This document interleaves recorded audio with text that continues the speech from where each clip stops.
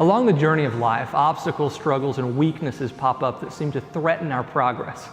The devil wants us to grapple with these issues in our own efforts so that we eventually wear out, burn out, or are taken out. Though God is not the giver of these difficulties, He sometimes asks us to endure them. Unlike Satan, it's not to see us struggle in our own strength, but God will use them to take us further and to make us stronger. Take the Apostle Paul as an example.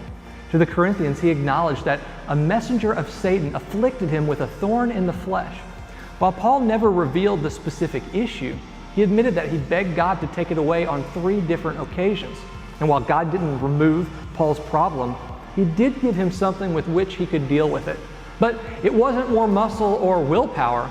In fact, God didn't give Paul anything he could call his own. No, God gave Paul His grace.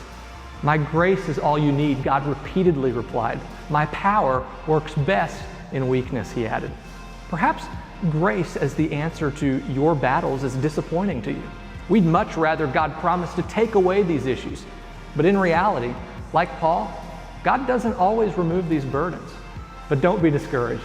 Though God might have you endure, He doesn't want you to do it alone. Now follow me with this. If you've been to a gym, you know that it's not recommended to lift heavy weights without what's known as a spotter. It's someone who'll stand behind you, who takes the weight off your shoulders should your strength give out. Having a spotter doesn't just protect you from injury, but it also makes you stronger. If I use this bench press on my own, I have to immediately stop when I'm worn out. But with a spotter, I can press further and get stronger because he helps me when I'm weak. Do you see the point? When life gets heavy, or when you stumble or fall to what seems like the same old, God's grace is your spotter. It's God's grace that takes the added weight of guilt and shame, discouragement, or pain off your shoulders.